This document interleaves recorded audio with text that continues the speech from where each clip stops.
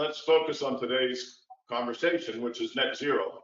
And I'd like to give you a 2-minute quick history. The dairy industry came together back in 2007. Now, obviously, as a dairy industry before that, and as agriculture in general before that, farmers in the U.S. Have always demonstrated their desire to be sustainable. If you go back in history, back to the 40s, and you look at where we are today, I mean, we have half of the cows or less than we had back then, double the milk, probably 80% less land, less water.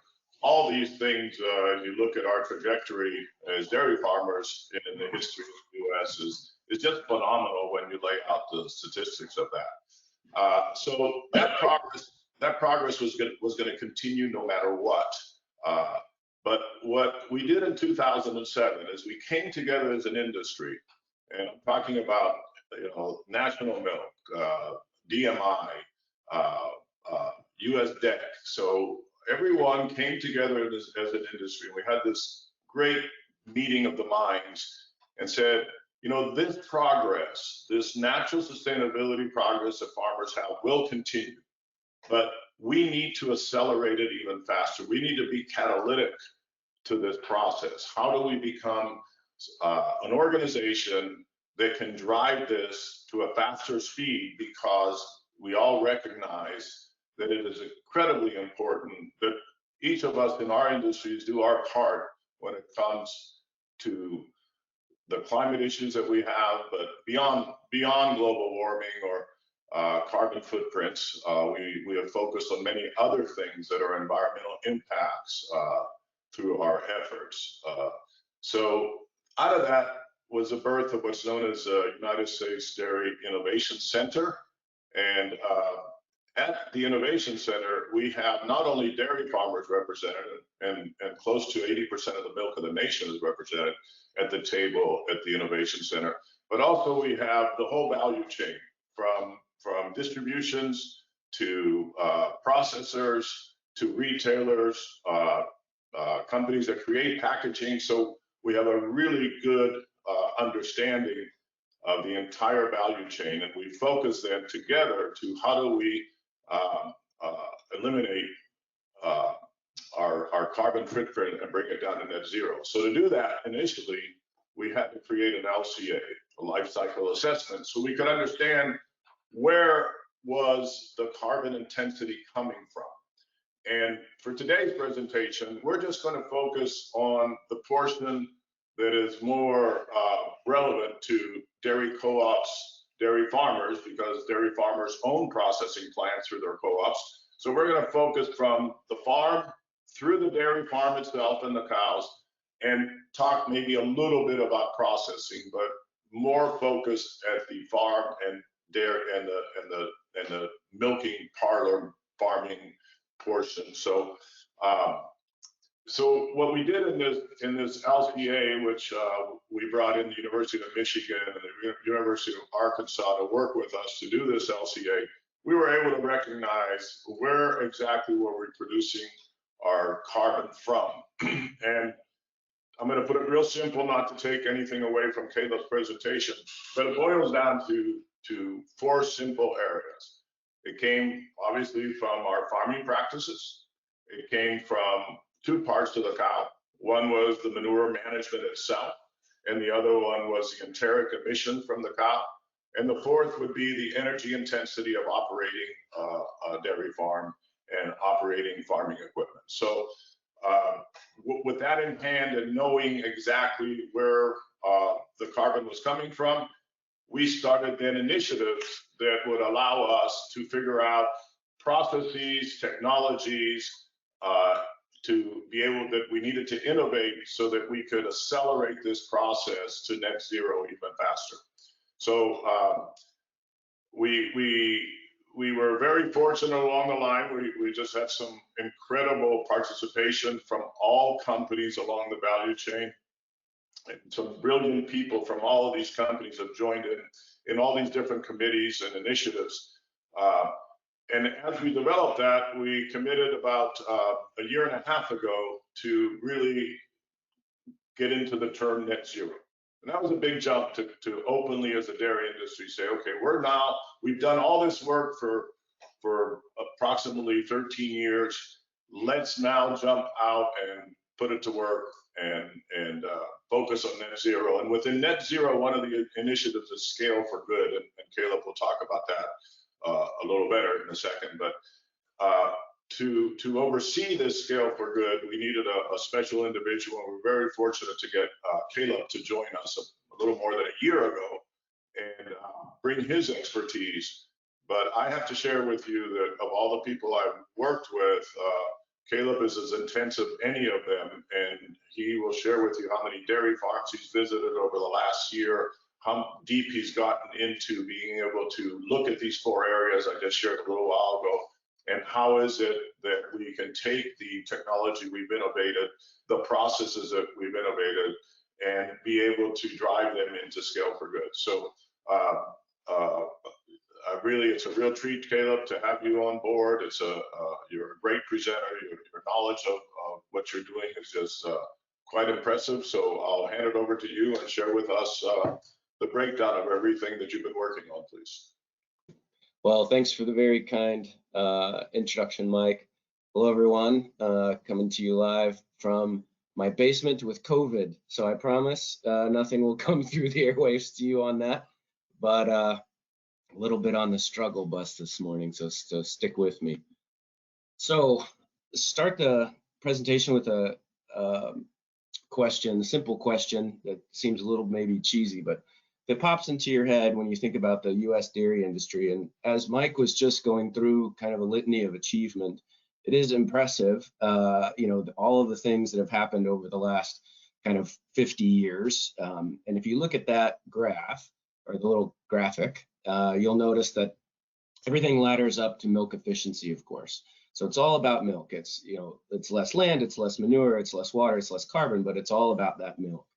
And I think, the interesting thing to ponder for the next 50 years is, what if it was all about everything other than milk? And I don't mean that milk won't be important or anything like that. I just mean that, as we continue to advance towards yield of milk, we will, hit some carrying capacity, and that carrying capacity may be near. We may still have massive advancements to make, but in addition to that carrying capacity of milk, you're going to start to see a rise in kind of the importance of everything else. But essentially, those last 50 years, and kind of what the next 50 years might be in terms of the rise of importance, both economically, environmentally, socially, of kind of all of the attributes that were on the pyramid to optimize towards milk, but now will be optimized in their own right as products and services. And I'll go through that in this entire presentation. Of course, we're not alone. Dairy's not operating a vacuum. Ag's not operating in a vacuum. It's kind of got kicked off by a lot of the tech companies, making bold commitments to net zero. Of course, companies like Facebook and Amazon and Google and so on. Shortly behind those came all of our food brands. So this is just a short list and really small print, but all you have to do is Google things like carbon zero by 2030, carbon zero by 2050, and this is across our entire food value chain, from producers to processors, from processors to distributors to retailers, and of course our agricultural input companies not far behind. Each of the companies listed here has made a commitment towards net zero on a certain time frame between now and 2050. And that, of course, did not miss the political spectrum. We, heard now President-elect Biden, or President Biden, talking about this a lot during the campaign. And, interestingly, a hot button issue became pelletizing chicken manure. And I think that really signals a shift in importance, a shift in philosophy, and what has driven that has been all of these commitments driven by, of course, the consumer. And so, this is just a quick counting from Hartman Group of different things that consumers have been polled about, related to the environment, related about their expectations for sustainability of the products that they consume as we move forward. So, well, as Mike mentioned, well, it's going to build the slide. That's fun. dairy has made a commitment to becoming an environmental solution. What does that mean? It means a focus on carbon neutral or better, optimizing water use, and improving water quality. Two of the strategies to get there from DMI are the Net Zero Initiative, which I'll talk a lot about today, specifically the part that I lead, called Dairy Scale for Good. And of course, as Mike mentioned, processor working groups are also a part of that path. The Net Zero Initiative is broken out into three kind of pillars or working groups. I lead the one, and the presentation today will primarily be around Dairy Scale for Good. But I do want to mention that my colleagues that lead the Groundwork Initiative, which is our research, modeling, and analysis work, as well as colleagues that lead what we call collective impact, which is taking the learnings from programs like Dairy Scale for Good, like Groundwork, and then disseminating them across the industry. So I think it's important to note that a lot of the numbers that I'll use today in the presentation can be found in a recent, and are cited to a recent publication by the World Wildlife Fund entitled An Environmental and Economic Path Towards Net Zero Dairy Farm Emissions. So I think this is an important thing. You know, when the beginning of this talk was introduced, we talked about, you know, environmental pressure and also animal welfare pressure and animal activism. I think it's an interesting moment to realize, you know, that this program is being supported by the World Wildlife Fund, others in the environmental space, as a path towards a solution on all of these issues. And I think, interestingly, in this title and in the presentation, there's the counterbalance of environment and economics. And in terms of Dairy Scale for Good, these are my North Stars. You know, the decisions that I'm trying to put together, the pilots I'm trying to put together, the philosophy that I'm approaching this with, is you can't have one without the other. We can't be only focused on environment at the cost of the dairy, and we can't not focus on the environment at the cost of the product. So in this paper, there's a pretty simple graph that you can see here. You know, I think the way I look at this graph is a little bit even more simple than that, which is kind of a throwback to Pac-Man. Hopefully there's some people that still remember that. You know, approximately 70% of the emissions in this entire pie chart related to a gallon of milk come from the farm. So when Mike mentioned we're going to focus today on field and farm gate, that's why. And then, of course, it's eating the little guys of retail consumption and processing and distribution. So we've got an awful lot of work to do, but I think an awful lot of opportunity as well. For this discussion on the net zero business case, you know, we're going to focus on a herd size that's approximately about 3,500 cows. You know, this is to make a maximum impact in the supply of milk in the short term. So, you know, if we look at the kind of consolidation going on in the industry, the herd sizes above 1,000 being, you know, a small percentage of the total herd, however, 55% of the milk production. So this is the idea, to use scale to address these issues so that we can then drive down, you know, the risk of adoption, the risk of market building, the risk of technology that exists today in some categories, to bring that down to a level to spread it across the industry. And I'll also mention that there are a few technologies that we'll discuss that are pretty scale independent, but that's kind of where we found the term scale for good. So the rest of the presentation, I'll walk through the areas of the farm, some of the technologies and practices we're thinking about, and hopefully that'll give you a good idea of what we're doing going forward. So the first area of the farm, energy use and generation. I think it's interesting to note, you know, about 5% of the emissions profile associated, so not a huge emission source on a dairy farm, but 22%, and I'll ask you to please read the percentages of revenue potential as approximate. You know, this is evolving incredibly quickly. There's been $1 billion of investment in digesters in this space over the last few years, private equity funds, pension funds, venture investors. So this is rapidly changing, but I think it's good to say, as a rule of thumb, maybe a third of the revenue potential of going to net zero. What's driving this in terms of, you know, new market opportunities? On one side, you'll see the natural gas prices, as conventional natural gas, hovering around somewhere around $2 to $3 an MMBTU, or 1 million BTUs of energy that can be created from that gas. On the other side, you see a graph that's showing over since 2014 to 2021, the rise in value of what's called the low carbon fuel standard credit price. These are not directly comparable things. One's MMBTU and one's LCFS credits. But I can tell you that if you do the math, you can basically follow this same curve for the value of that MMBTU. And we're seeing that in the renewable natural gas space because of the low carbon fuel standards program, going north of $80 in MMBTU currently. So you have $2 versus $80. That 40x multiple has not been lost on venture investors, pension funds, and private equity. So this is really driving a boom in the industry. Mike mentioned I've been on a lot of farms lately since I came into the dairy industry. I have not been on one over 2,500 cows that is not operating a digester, in the process of breaking ground on a digester, or in the process of planning a partnership around one. So I think this is, a pretty important thing.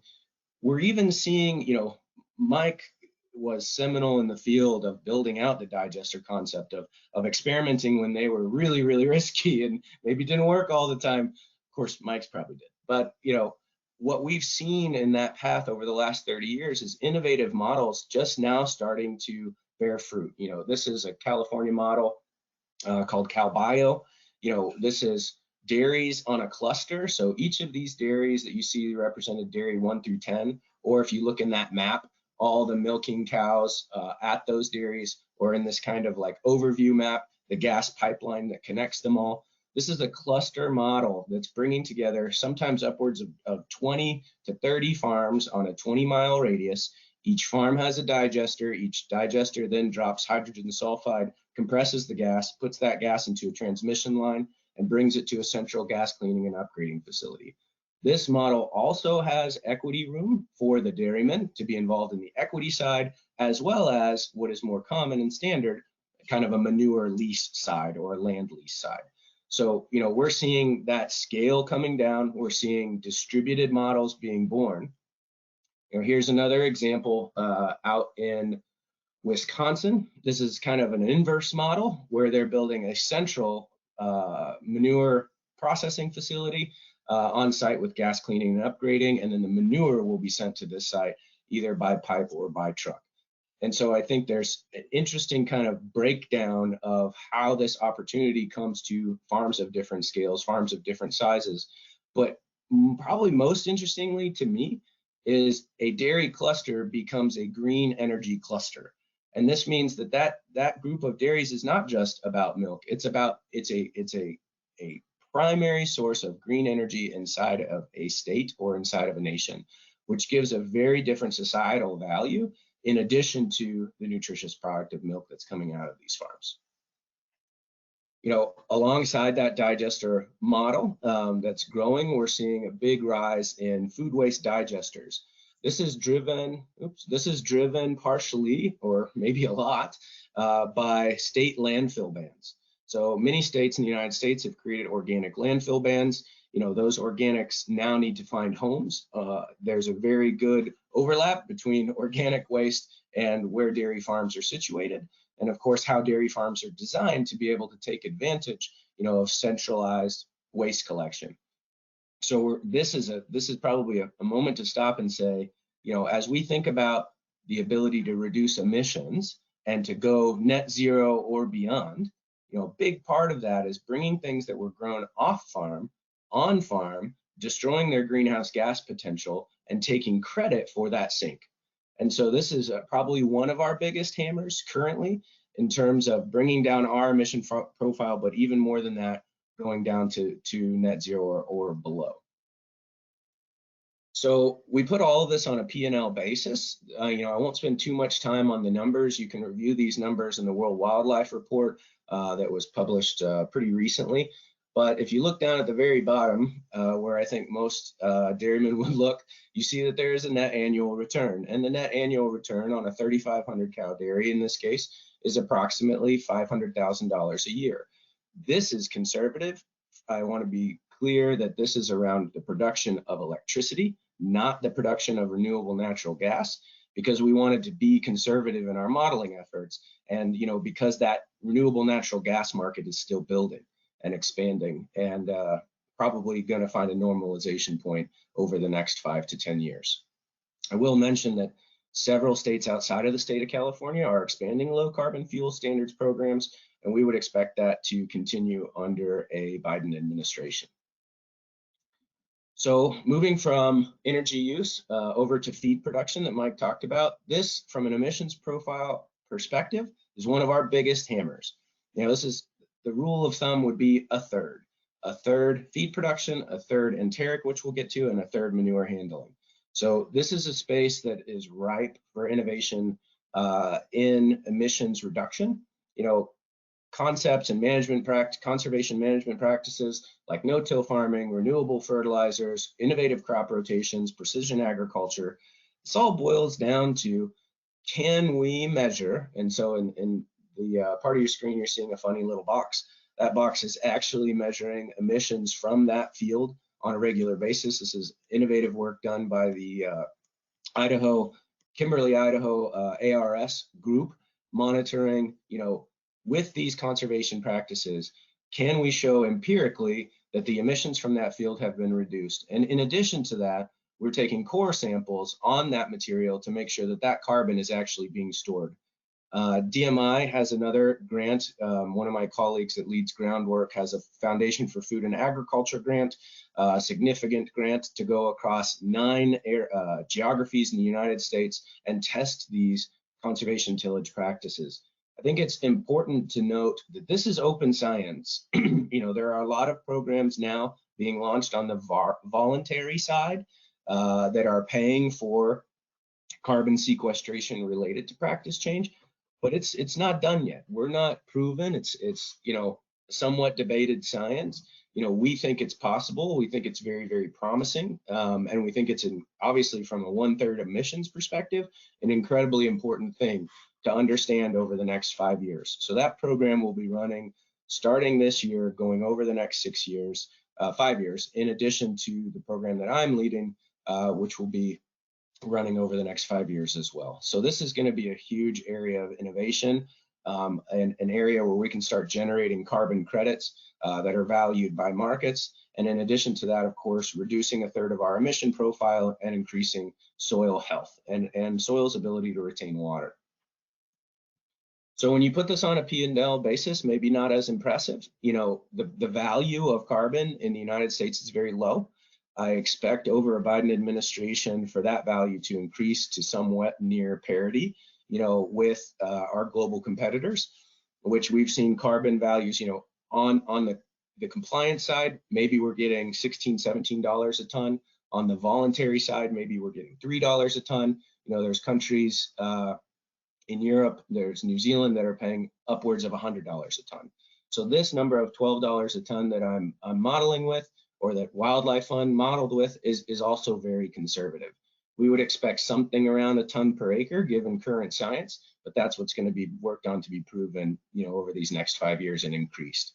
But if you think of the, relative difference between the first thing I showed, which was about $500,000 a year, and $70,000 a year, we're going to have to make kind of a comprehensive view of the economics and the sustainability targets to reach this goal. Moving on around the farm, and probably relative to the vast amount of experience of the folks that are on this call, so I'll be very careful to say I am engineer, architect, and scientist. I'm not a nutritionist, so I will go through all the amazing things happening in this category, and then maybe we can open up for more questions, as I assume this might be kind of hitting more close to home than some of the other things that we'll discuss. But this is 1/3 of the emissions, from enteric. Also a low revenue potential, mostly related to carbon credits that are not yet being transacted. And we're going to be talking about things like continuing to optimize feed rations that you all know so much more about than I do. The addition of new feed additives geared towards reducing enteric emissions, and of course the advancements of genetic selection for lower methane emitting cows. So from the feed supplement or feed additive perspective, really interesting paper just put out by UC Davis in March, late March, showing a 80% decrease in enteric emissions related to beef cattle, related to feeding a certain additive, in this case, a red seaweed. So, from the additive categories, as you well know, there are additives that are considered generally recognized as safe, grass supplements by the USDA. This would fall in that category. And then there are supplements that are going through FDA and USDA process, similar to drug process, that have also significant amounts of reduction that can't be fed today yet. And so the next example on this slide is from a company called DSM, a product called 3-NOP that we're all watching very closely. This is an enzyme inhibitor in the rumen that has been shown, and again, this slide is relatively conservative, has been shown to even go higher than potentially 50% reduction. So there are two pathways to getting to this goal. Both are advancing rapidly. In the genetic side, and I'll have maybe Mike address this a little bit later in greater detail, but the ability to genetically select for lower methane emitting cows is at our fingertips, if not even a little bit closer than that. So a company that has presented to us called Sexing Technologies, that has shown demonstrated the ability to select for specific genes that would, same cow, similar cow, similar milk production, but one produces less methane than the other on the same farm. And so this now genetic and I guess genomic selection ability to breed for that characteristic is going to be advancing rapidly in this space as well. So on a dairy scale for good perspective, we're looking for ways to go beyond models, go beyond what is excellent university research, but which often takes place on a university research dairy with a smaller amount of cows and different management practice than commercial. We're looking for ways to start measuring this effect on commercial dairies at scale, so that we can see, irrespective of which of the additives that we're going to be testing, how much reduction can we empirically gather, so that that data can then be used as the basis for a carbon credit. And I think it's important to note that those carbon credits that result from the feeding of a supplement do not exist today and are not being transacted today, but will be a big part of the future, as this is a third of the emissions on dairy farm. So this is a quick P&L model of that. We're expecting somewhere around 1.2, maybe a little bit higher tons per CO2 equivalent that are not emitted by the use of feed additives. And of course, this model cost of 10 cents, this is just based off of the best available public data, which isn't great. And also the ability to produce more milk, which it does follow some of the supplements and frankly doesn't follow some of the others that are now emerging. So the last big bucket area, manure management. This is, again, a third of the total emissions, and interestingly pairs up with maybe a third of the revenue potential in the future. So as you look across this graphic and the things that we've talked about so far, many of them are kind of high on one side and low on the other. But as you get into the manure management space, you kind of find this parity between what we can accomplish environmentally and what we think we can accomplish economically. So of course, we'll be talking about, manure storage, because that is the place where we're getting most of the methane emissions, technologies to capture nutrients, carbon credits, and nutrient trading. I'll go over briefly, and then we can maybe go over in more detail if people are interested. Mike mentioned I've been a year in the dairy world. I was previously a principal research scientist at MIT for the last 6 years. So this has been my last 11 months. I am smiling in that picture. You all know this world so much more intimately than I do.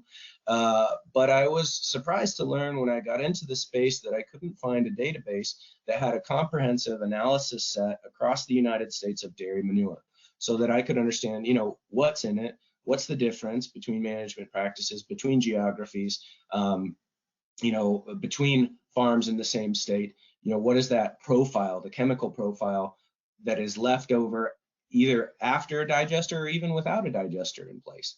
And so, of course, I went to the literature, as any good academic would do. But in addition to that, I've been across these 100 farms in 17 states in the last 11 months doing exactly this, just on the ground field work, as I told my boss recently, earning that paycheck. So, what have I found? In terms of scale, we talked about, what scale we're looking at, but I think outside of that scale, you're seeing interesting innovation in the robotics space. Of course, we've seen it in milking. It's now turning its head towards processing of nutrients.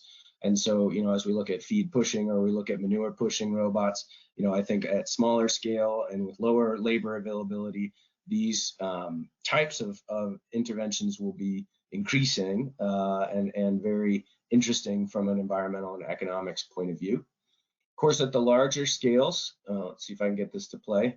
At the larger scales and kind of the scale targeted around the pilots that I'm leading, we're really looking at municipal wastewater treatment systems that are being adapted or innovated on the dairy side. And so when you think of the scale of a small city, that is the scale of nutrient processing or nutrient recovery technologies that right now is at the gate, ready to be integrated and ready to kind of make a large contribution in this space. So what you're looking at this slide, if you haven't seen that before, is called a dissolved air flotation tank. That tank is basically a big bubbler, little tiny bubbles coming out of the bottom, a liquid polymer injected into that tank. That polymer is chemically charged to attract phosphorus and nitrogen. As that polymer attracts those things, it floats to the top. It's screened off like cream, suppose, to use a bad analogy, and then to put it through a press, and then you'll see the dry product coming out the other side. So this is a great way to reduce the load of the phosphorus in particular, depending on region, phosphorus or nitrogen, in that manure stream post-digester or without a digester before it is applied to fields. Another interesting technology in this space I've been spending a lot of time with is ultrafiltration and reverse osmosis of dairy manure. One of the most interesting things that you all know that most people don't is the amount of water in dairy manure.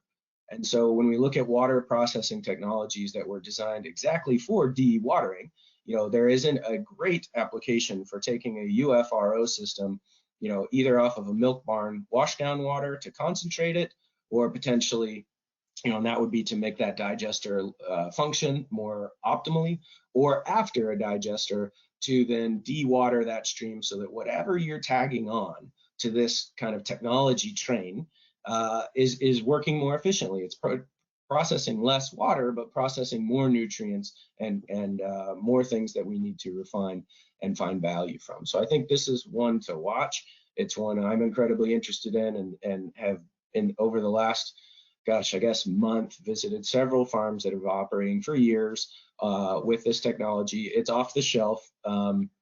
It is really here and is really working well. You can see from this feed sample on the bottom corner, the very dark colored manure, all the way up to the permeate, or what you would consider RO, dischargeable quality water. This farm specifically that I visited had a DNR permit for discharging this water. I think in different areas of the country, excuse me, we would be looking at either discharging because we have too much water, or of course recovering and reusing on farm because we don't have enough water.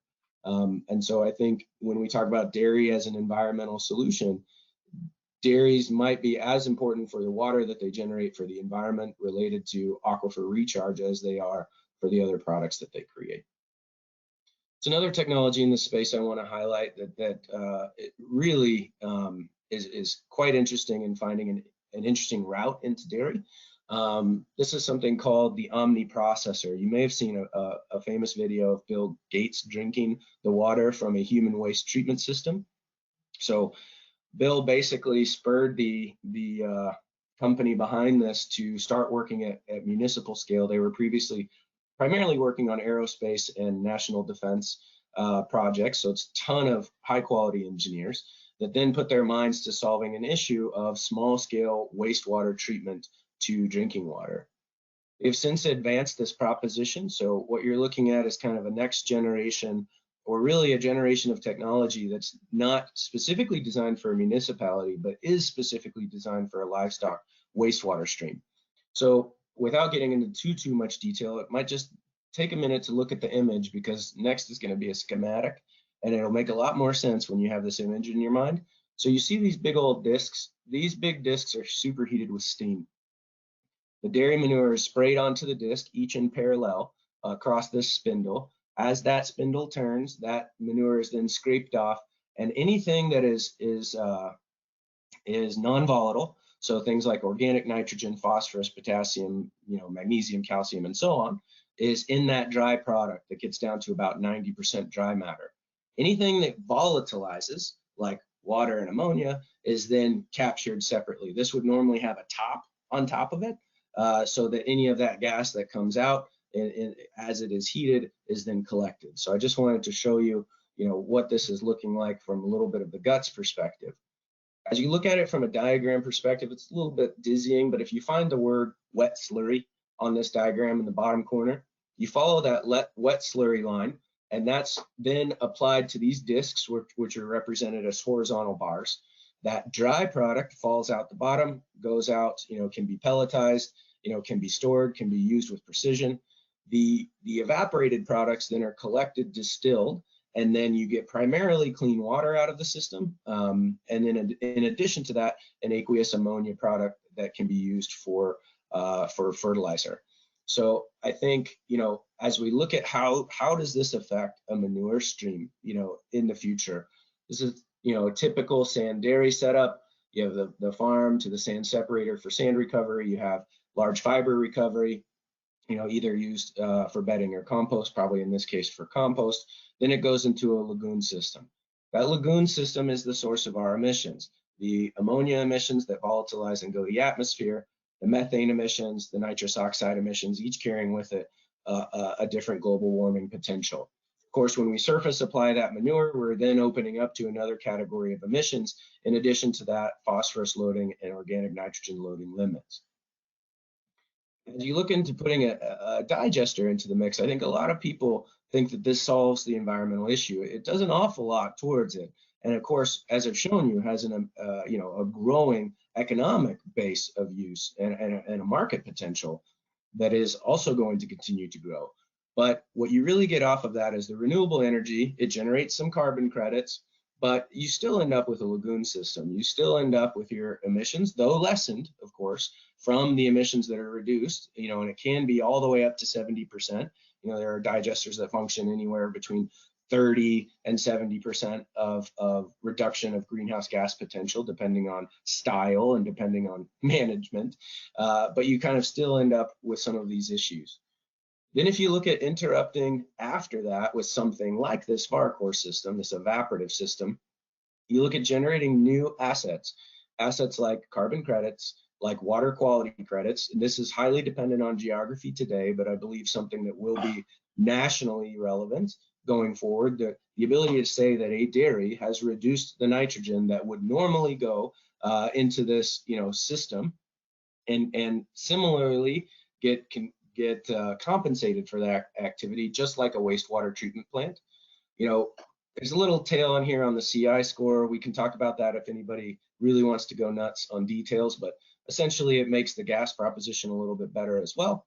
And of course, I mentioned the products that come out of the system, the organic solids, the organic ammonia, and the clean water back to the dairy. Importantly, those solids now at 90% dry matter are easier to move, either store and use with precision, in addition to that aqueous ammonia, or to ship off farm, to find value in other markets.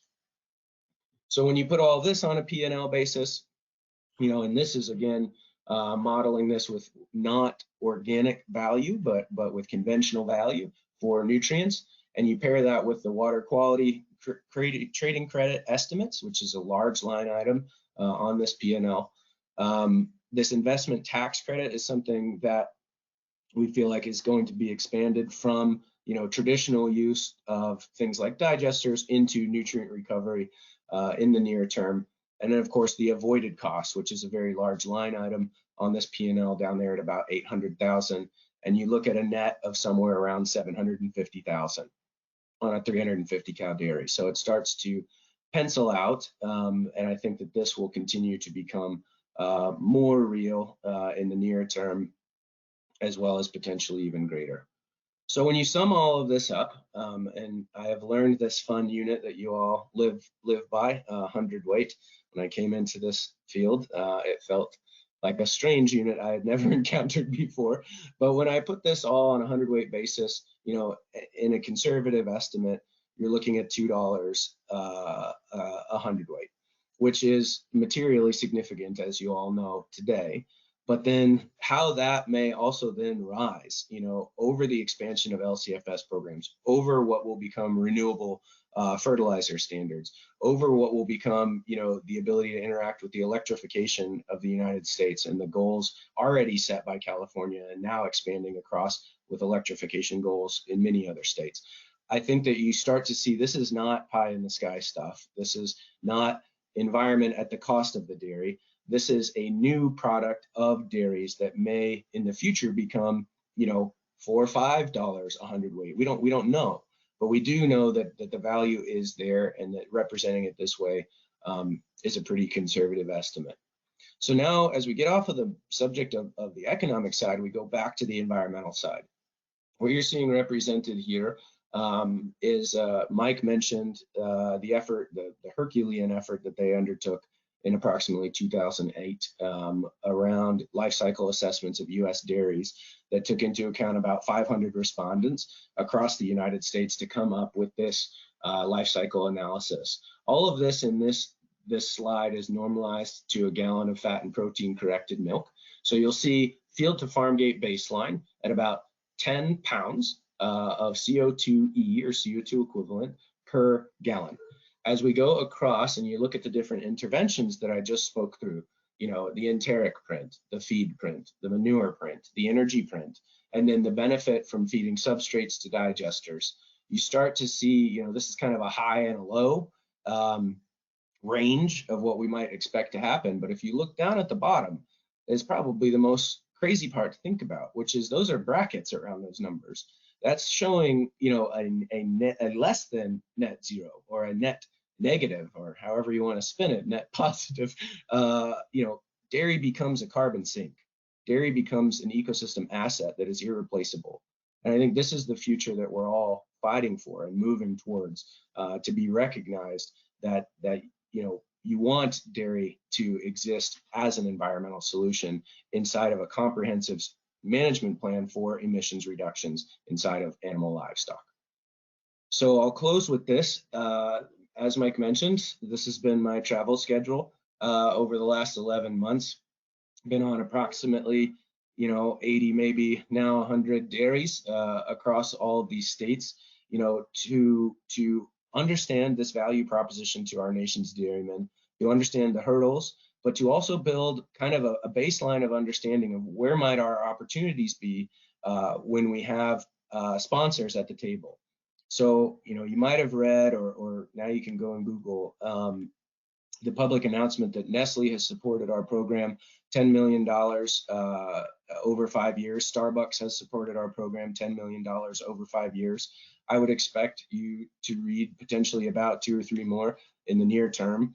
Each of these projects will then be located in a different supply chain relative to that sponsor. You know, as part of the checkoff, one of our limitations is the ability to do on-farm work, especially around technology acquisition or measurements. So we need these third-party dollars to come in. That's kind of the catalyst that allows us to get what I would call living laboratories set up. And the good news is those commitments have been made, because so many of our food companies have made these much bigger commitments, you know, related to decarbonizing their products, related to the consumer demand for them to do so. So I think it's an interesting synergistic moment between the consumer interest, the retail interest, but then driving it home to the farm level to make these kind of environmental and economic impacts. So with that, I'll take a breath, ask for questions, and then maybe Mike will come back onto the scene. Well, thank you, Caleb. Before we get started answering questions, we'd like to share a brief video, and then we'll be right back to answer the questions submitted during today's presentation.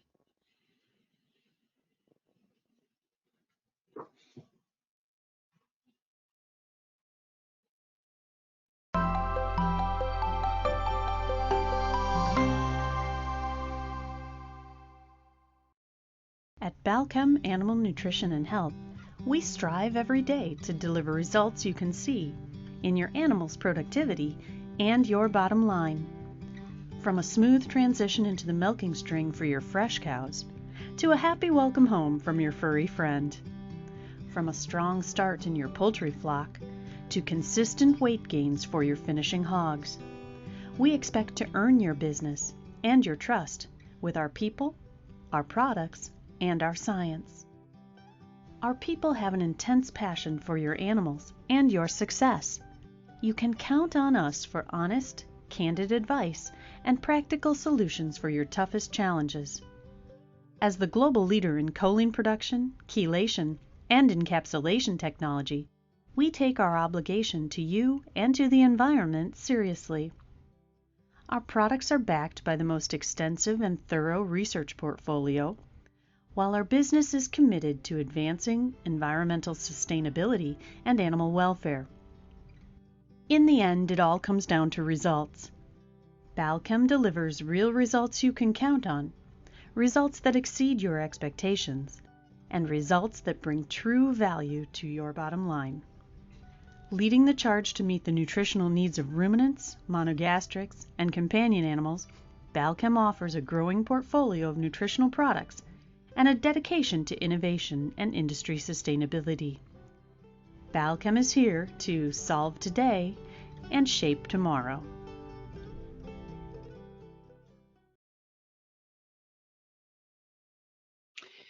As a reminder, you can still submit questions through the questions pane in the attendee control panel.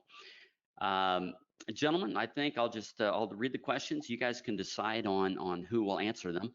The first one comes in from Philip, and I'm actually going to answer this one. It says, will this webinar be available to watch again? Incredibly interesting.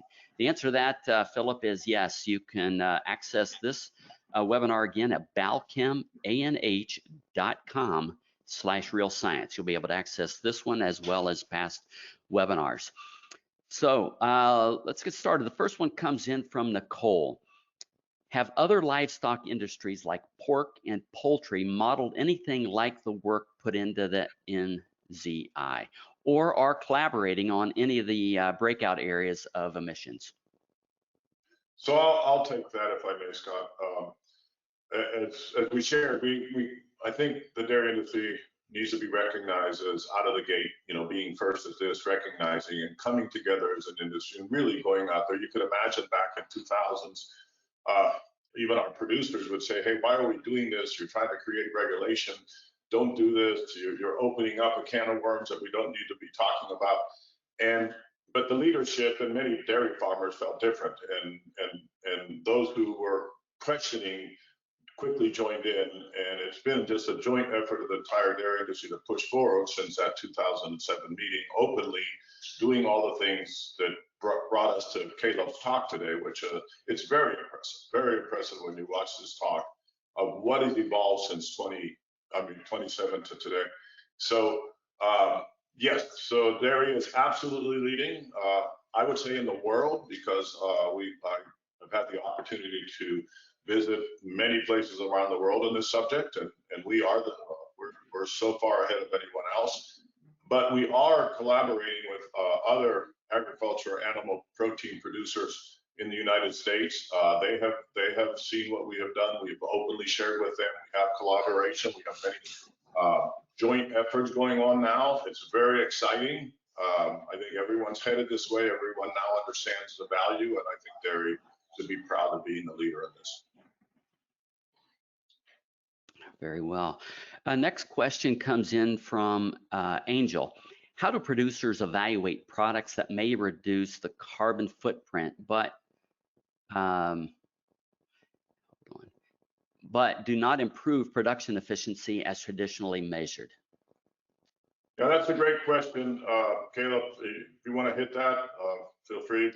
I'll just say real quickly, that if there's no economic value to things that we're offering to dairy farmers, they're not going to happen. That's just the way it is. We had this premise when we started this in 2007.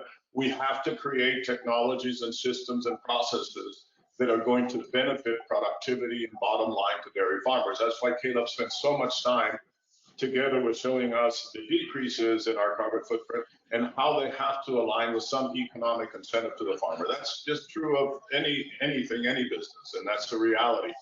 So I've had that question many times as far as, there are some feed additives, for example, that may be a break even or maybe a little bit of loss, and then how do you implement those? Well, Caleb showed a $12 carbon credit for a ton of carbon reduced. I'm with him in his belief that, hey, this is very low. I think with the Biden administration's agenda and the world's agenda, that I wouldn't be surprised if 3 years from now, and I'm going to throw it out there, but it's just a guess, I wouldn't be surprised if we're looking somewhere between $30 and $50 on a carbon credit in the U.S. So you could imagine, a cow belches out about 4 tons of carbon a year. So if you could get a credit that's worth $30 and you could reduce 60%, you have, $70 or whatever in there of a return for something that, may cost you 20 or 30. So now things start working in a positive way. But if we can't find those economic benefits, we might as well forget, they're just not going to adapt it. The good news here is that Caleb showed today, and this is just the beginning, Caleb showed today that there's so many areas where there is an economic advantage. We just got to continue to drive the scale down of the technology. Like with any technology, what happens, 3 things happen. You drive down capital costs as you use it, you drive down operational costs as you use it, and you drive up efficiencies. This is going to happen with everything that Caleb presented today, and therefore it's going to be very accessible to dairy farmers, and we've already shown where we can have a profit for them. So we have many, many, many areas to attack this carbon footprint and other environmental attributes that we can improve on our farms already. But again, I believe that the value of carbon within itself, the reduction of a ton of carbon within itself, is going to help to drive some of these feed additives. Yeah, and the only thing that I'll add to that is the words scale and reducing scale and all of that, and why everything's organized the way that it is in this presentation. It would be really important to understand that supplements are one of the issues that are not scale defined. And so when you look at opportunity across the entire 9 million plus cows, dairy cows in the United States, supplements or additives that reduce carbon emissions related to a carbon credit, like Mike just said, is an opportunity for all, and a huge opportunity with, as Mike mentioned, the growing value of the carbon credit market. So I think, when you look at how to incorporate this, yes, we are in the stage right now where these additives exist. They need to be measured and verified so that they can get to a carbon credit, a guaranteed carbon credit value. That's the stage we're in. That's what the research is aligned towards. That's what these pilots are aligned towards. So, that's why we're looking right now for the systems that I showed to where we can actually measure these on commercial dairies so that we can set baseline. Here's an additive, don't care which one, don't care how it acts. If you're allowed to feed it today, let's measure it. Let's see if it does have an increase in production volume. I am astounded at your jobs as nutritionists to predict what it is that you feed that then relates to that in terms of a multivariate equation. I can't even imagine. But as we start to get better at saying, we did this is the only thing that changed. We isolated the output with a sensor value, like these green feed systems. Then we put ourselves in that position to have a value outside of the production of milk. All right, thank you, gentlemen. Next question comes in from Joanne. What is the minimum threshold for cow numbers to make a hub and spoke or centralized methane digester economically feasible? What innovations will lower that threshold further and reduce the need for dairy farm concentration? And I'll answer it quickly and leave it to Caleb, but it's also about distance, not only scale or size. You gotta consider distance between them traveling. But Caleb showed some real interesting technology that he's really gone after and understood well over the last year, and that's the membrane technology. And so that membrane technology from a community digester concept where people would be taking their manure to, has a big play that we haven't really put into place and we really haven't modeled yet. But you could imagine if we use ultra-filtered membranes on a dairy farm, we can concentrate the grand majority of all the solids or suspended solids and a portion of the dissolved solids. So that is really what we want to take to a digester anyway. So now you can reduce your haul significantly. I mean, in a big number. That allows then for these community digesters to have further distance that they can, the dairy farms can be from each other to get to that central location. I think that is a amazing point, and I'll say that, you know, currently as it stands, kind of today, the value proposition cuts two ways. One, kind of above 2,500 cows goes towards a manure-only digester. That's the size, the general size that you saw represented on that cluster. That's primarily driven by this low carbon fuel standards value. Below 2,500 goes towards a different model, which is a kind of a tipping fee or a substrate model, where you're finding food waste or other industry processing waste to bring into a digester, get paid that tipping fee, and then you get a little bit of a less value for that gas that's produced, but it allows the scale of the dairy farm to move down lower than 2,500. There are a few installations now kind of built, and you know, we'll see where that goes exactly, that are at the 1,000 cow scale. So I don't think it's unreasonable to think that as we get better, as Mike said, about being able to move this waste effectively, to reduce the water that's in it, and to increase, frankly, subsidy of things like transmission lines that the state of California did very well, and that maybe other states can follow, that we would see this come down to a 500 cow scale, you know, over the next 5 years. I don't think that's unreasonable. And there's one added value that we didn't talk about today because it really is a little new, and we're developing kind of a platform to be able to make sure this works well, but it's called eRINs. So, you know, RINs are environmental number or credit. It's a federal level through EPA. Started with the ethanol, has moved. It is part of the low carbon fuel standard equation from a federal point of view versus a low carbon fuel standard in California is a state point of view, but it's the additive effect of those two that has created this great return for digesters that are producing gas and selling it into the pipeline and moving it to California. But now we have the possibility to develop these eRINs. They already exist. It's a legislation from 2014. They're sitting in EPA. They have not properly been used yet. There are tons of them in there for use.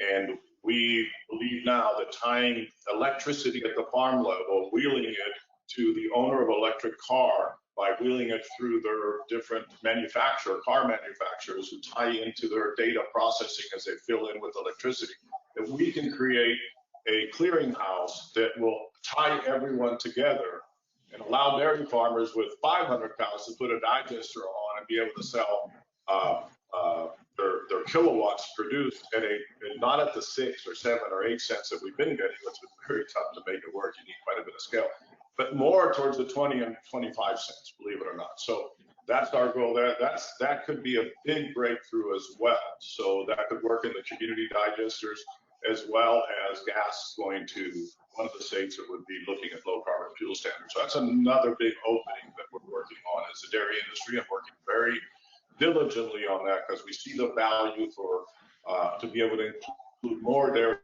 farms immediately and to be able to take advantage of reducing their greenhouse gas emissions. Yeah, and I'll just tack on just, you know, to understand where this space is going, to Mike's point of view, you know, it's all about renewable transportation fuel. Right now, we're in the era of renewable natural gas because that's a transition fuel. How long will that era last exactly? Don't know. If you do know, we should talk.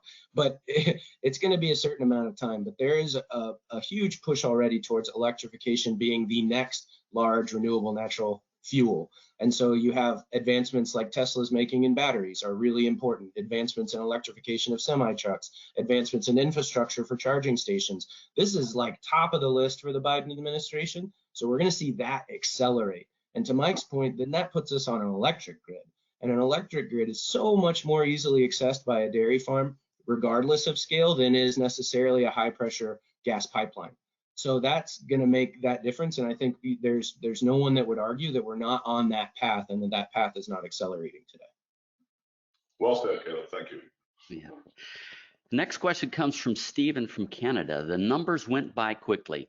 To what extent is the economic viability of the 3 pillars of action dependent on government policies tax credits, or carbon pricing versus straight operational P&L? It is heavily dependent on the above. There is an effort to continue to build it towards straight P&L, but the reality is that at this particular stage, a lot of it we presented low carbon fuel standards. You saw the graphs. I mean, $60, $80 compared to $3 a decatherm. That is driven by government policy in this state, the state of California government policy.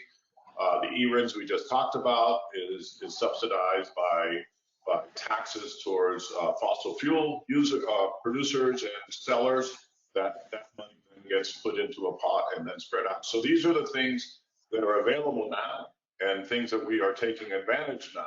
Now, at the same time, when you go into the fertilizer production, when you looked at the quality of nitrogen that we'll produce, the aqueous ammonia that we will produce, the phosphorus all this is being mined, all this has a cost, and the efficiency of doing that, when we model this without any subsidies, we can still make it work. But you need to drive down again all these costs, get very efficient at what we're doing. So I truly believe that to incentivize us to go to more of a renewable in the future, I think we would all agree that's only going to grow over the next decade. I think that will plateau at some time, and at some time period it will start disappearing, because once everyone's doing the same thing, you don't have to pay the incentive. So all that will evolve, but there's a long trend of evolution. You pick the numbers. I'm going to tell you it's at least 20 years. It could be a little longer. But in that process, I do see us substituting a lot of the mining, a lot of the fossil fuels that are used to be able to create these type of fertilizers and other products that we're creating. Being able to take in other carbon sources that we're going to landfills and other places into a digester, that's always going to have a value. So those values will stay. So I think we'll find that balance. But thank God, I mean, we back in 2007, we were counting on incentives to continue to grow so that we could kick this off. And I remember at the beginning of the talk, I shared that we wanted to be a catalyst to what was going to occur. And we have. We had the vision to set all this up. And we are there today where these incentives are there. We're taking advantage of them. We're going to perfect the technology, get it cheaper, get it to produce better products. And then I think it can survive on its own. It will be the way that it will survive on its own in the future. Gentlemen, this has been fascinating, and time has just whizzed by, and I see here we're over time at the moment. So I'm going to end with one final question. Given this is a global issue, is there collaboration with other countries? Second part of the question is there any efforts moving forward to make consumers more aware of efforts being made in our industry? Really interesting conversation, Devin. Thank you, Devin. Great question. Great question. Caleb, go ahead. I got to take the global question. Okay. I mean, obviously collaboration around science at the global level, as mentioned, one of the products, that we talked about is a Dutch product. That Dutch product is available currently in Europe, is available currently in New Zealand to feed. We're working together with the scientific bodies and the manufacturers and the producers to bring that product through an FDA, USDA certification process to bring it to the United States to increase our international or export competitiveness. So I think from a global level, when you look at things like global treaties around carbon reduction, that is then driving this market of innovation. And so I think talking about from the feed additives or the genetics and the global scientific community, talking about, renewable fertilizer. Mike mentioned, most of the fertilizer we use is pit mined, and it's not pit mined in the United States. It's pit mined in the northern part of Africa and brought to the United States. And so this is an absolutely global issue, especially around fertilizers and the future of mining or using the Haber-Bosch process, which requires fossil fuel, which requires greenhouse gas emissions at a global scale. So there's no disaffecting us from the system that supports agriculture globally in terms of commodity inputs.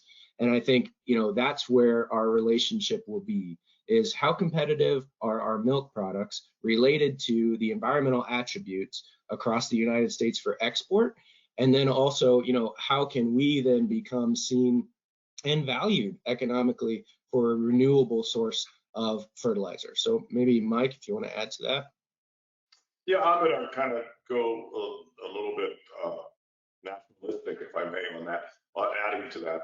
But please remember, I mean, and this is my strong opinion after having a lifelong history in the dairy and traveling all over the world when it relates to dairy. And we are the most powerful dairy farmers in the world. Have no doubt. I mean, there is no one that is blessed, first of all, with the country that we have and every aspect that means, from the geography to the political ways and the ability to finance and rule of law. But from the type of farmers that we have and the efficiency that we have. So as we add this component to ourselves, there'll be no one to hit net zero like we can. No one. It just doesn't exist in the world. And what Caleb's talking about, this is a world issue, and to be able to stamp our product as net zero worldwide, that is significant for our industry in the United States. And we can achieve this better than anyone and continue to lead the world in dairy production and continue to be the most efficient dairy producers. I understand that someone's going to say, well, New Zealand can do this and Chile may be able to do that and Ireland can do this. I got it. I've been everywhere. I've seen that all. But as a total industry and the competitiveness as we continue to drive it, there's going to be no one that can compete with the dairy industry. It was so important back in 2007 to make this decision. And I'm so proud of the leadership of the dairy industry, Tom Gallagher and Barbara Bryan and many others that drove this concept and supported it to put us where we are today. And then just listen to this talk and just imagine where we're going to be in 2030. It just mind-boggling to me. I mean, it's just fantastic. If you would have asked me this in 2000, that I believe we as a U.S. industry could come together at this level and achieve where we're headed, I would have said no. So again, an amazing industry in the U.S. It's here to stay. We will lead the world in this aspect and many others. Thank you. Thank you. No, thank you, Mike. Thank you, Caleb, very much. And thank you, everyone, for attending today's webinar. If you have additional questions, please submit them to anh.marketing@balchem.com, and we'll forward the responses to you along with the unanswered questions from today's session. The next webinar for our ruminant audience will be on Tuesday, May 4th, when Dr. Jeff Dahl from the University of Florida will discuss heat stress in late lactation cows. We have a webinar scheduled on April 20th with Dr. Androni Verbruga from the University of Guelph, and she'll detail her research on the impact of choline on feline obesity. And for our monogastric audience, on May 11th, Dr. Chris Ashwell from North Carolina State University will discuss the impact of epigenetics in poultry. It's a packed schedule, which we hope you'll find interesting. Visit balchemanh.com/real science for more details and to register. Balchem's podcast series continues to offer a deeper dive into our webinar topics. We now have 11 episodes out on YouTube, your favorite podcast platform, and also at balchemanh.com/podcast. If you like today's topic, I'd like to invite you to go to one of our previous podcasts featuring Dr. Mike McCloskey and Dr. Frank Mitlerner, who take, again, a deeper dive into net zero carbon emissions. And so on behalf of Balchem, Caleb Harper, Dr. Mike McCloskey, thank you for joining us today. A pleasure. Thank you.